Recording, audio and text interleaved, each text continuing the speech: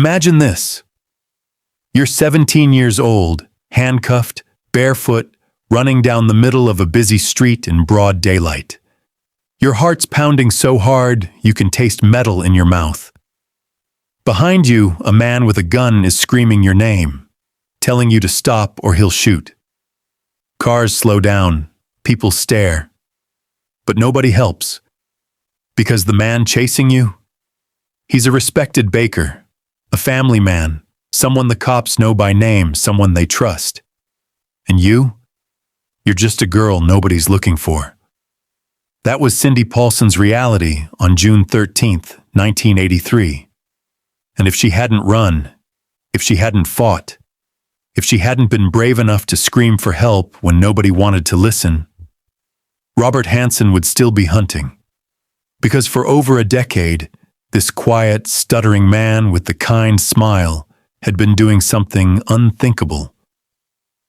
This is the story of the butcher baker, a man who seemed harmless, a man who gave cops free donuts and coffee at his bakery every morning, a man who set world records for hunting and appeared in magazines as a local hero. But behind that shy, awkward smile was something darker.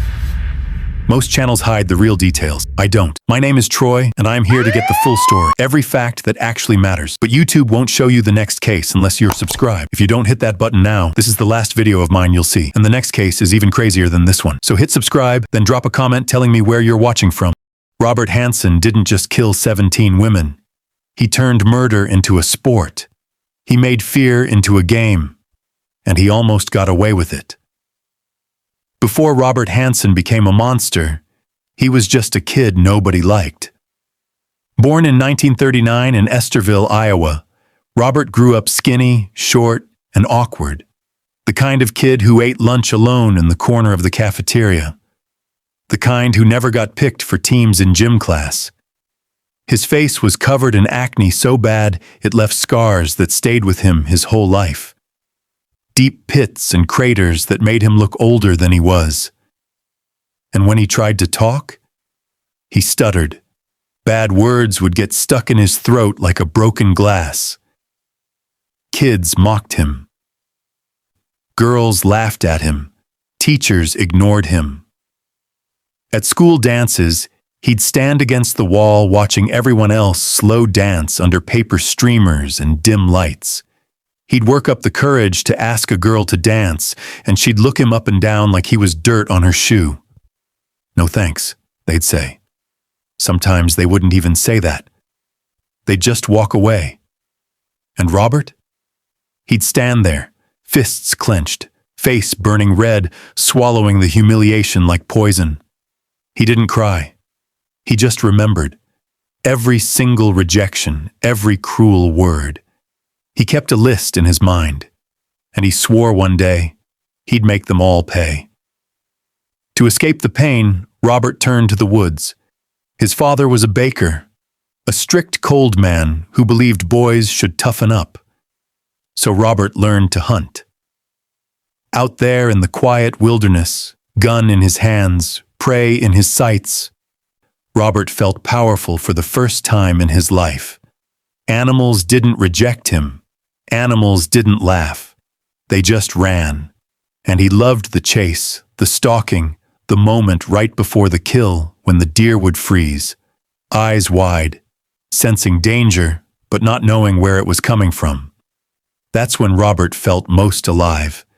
He got good at it. Real good, won local competitions, set records. People started noticing him, not because he was popular, but because he could kill better than anyone else. And in his mind, every time he pulled that trigger, he wasn't just shooting an animal. He was imagining the girls from school, the ones who said no, the ones who made him feel like nothing. In his fantasies, they were running through the trees, and he was the one holding the gun. Robert's rage finally boiled over on December 7th, 1960. He was 21 years old, still bitter, still angry. And he decided it was time for revenge. He went back to his old high school, the place that tortured him for years, and burned down the school bus garage, watched it go up in flames, felt the heat on his face, smiled. He got arrested for arson and sentenced to 3 years. He served 20 months. He'd just gotten married that same year to a woman who didn't know what she'd signed up for. But while Robert sat in a cell, she filed for divorce. Another rejection. Another name on the list. In prison, a psychiatrist diagnosed him with manic depression, what we call bipolar disorder today. Said he had occasional schizophrenic episodes. Said he had an infantile personality, a disorder marked by an obsessive need for control and domination. The doctor warned that Robert had violent fantasies, that he was obsessed with getting even, that he was dangerous. But nobody listened. And when Robert got out, he didn't just go back to normal life. He got smarter, more careful, more patient. In 1963, Robert married again. This time to a woman named Darla, a devout Christian, a teacher, someone pure and kind and trusting. She saw the best in him, believed he could change. For a while, it looked like she was right. Robert got arrested a few times for petty theft, but nothing serious. He opened his own bakery in Anchorage, Alaska, following in his father's footsteps. He and Darla had 2 kids, built a nice house, became part of the community. People liked him, called him quiet, humble, hard-working. The cops who came into his shop every morning thought he was a sweetheart. He'd give them free coffee, free donuts, ask about their families. And all the while, Robert was building his legend as a hunter. He set records, won competitions. In 1971, he killed the biggest Dall sheep ever recorded with a bow and arrow. Got featured in hunting magazines. Became a local hero. Neighbors would wave at him. Kids would ride their bikes past his house. And nobody, not one single person, suspected that the shy baker with the stutter was thinking about murder every single day. In the 1970s, something changed in Alaska. The Trans-Alaska Pipeline was being built, an 800-mile project that brought thousands of construction workers to the state. And with them came the people who follow money. Prostitutes, dancers, runaways, drug dealers, pimps. Young women looking for quick cash flooded into Anchorage. Girls with no family nearby. No one checking on them. No one who'd notice if they disappeared. To Robert, it was like Christmas morning. These weren't the popular girls from high school who had parents and boyfriends and friends who cared. These were girls society had already thrown away. Girls nobody would miss. Girls nobody would believe. And Robert? He started hunting again. But this time his prey wasn't animals. It started in 1972. A young woman. Maybe a dancer, maybe a prostitute. Robert never said exactly who she was. He picked her up in his car, drove her somewhere remote and shot her. Left her body in the wilderness where the snow and the wolves could take care of the rest. And then he went home, kissed his wife, tucked his kids into bed, went to work the next morning like nothing had happened. Nobody found the body. Nobody even knew she was missing. So Robert did it again and again and again. He developed a system. He'd cruise the streets in his car, looking for the youngest, the most vulnerable, the ones who looked desperate. He'd offer them money, $200, $300, whatever it took. And because Robert looked harmless, a small, stuttering man with kind eyes and a nervous smile, they'd get in. That was always their first and last mistake. Robert didn't just kill his victims. That would have been too easy, too boring. He wanted to feel what he felt in the woods when he was hunting. The chase, the fear, the power. So he started flying them out to remote cabins he owned in the Alaskan wilderness. places so far from civilization that screaming didn't matter. Nobody could hear. He'd chain them up, assault them, torture them, sometimes for hours, sometimes for days. And then, when he was ready, he'd give them a choice. Run. He'd let them go, tell them to run into the woods, give them a head start. 10 minutes, 5 minutes, sometimes just 30 seconds. And then he'd grab his rifle, step outside into the cold Alaskan air, and start tracking them. Barefoot, bleeding, terrified. They'd run through the snow, through the trees, trying to find help that didn't exist. And Robert?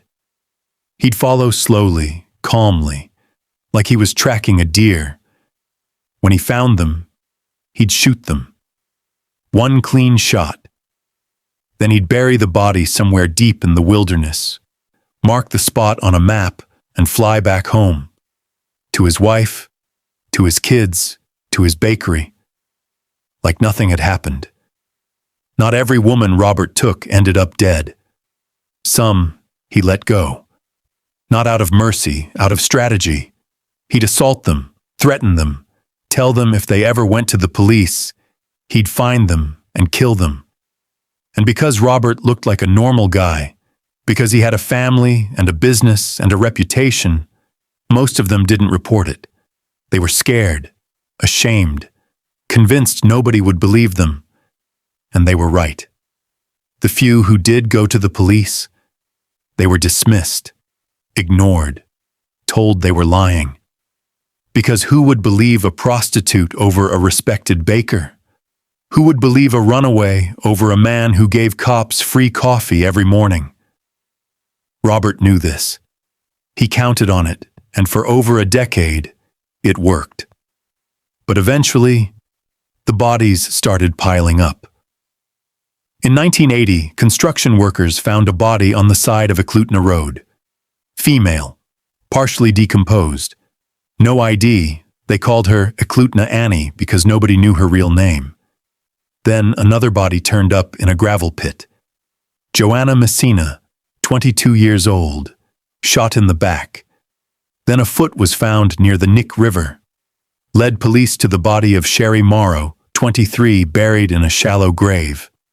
3 bodies, all women, all shot with the same type of rifle. All prostitutes. Alaska State Trooper Glenn Floth started connecting the dots. He believed there was a serial killer operating in the area, targeting the most vulnerable, the ones nobody cared about. But he had no leads, no witnesses, no suspects, just bodies in the snow. Floth reached out to the FBI for help. They sent Agent John Douglas, the real-life inspiration for the show Mindhunter. Douglas created a psychological profile of the killer, said he'd be an experienced hunter, someone with low self-esteem, a hatred of women, probably had a speech impediment like a stutter, would keep trophies from his victims, would live a double life, quiet, unassuming, respected in the community. Floth read the profile and started making a list of suspects, went through them one by one, and then he found it. A police report from earlier that year, June 13, 1983. A young woman named Cindy Paulson had reported being kidnapped, chained up, and assaulted by a man named Robert Hansen.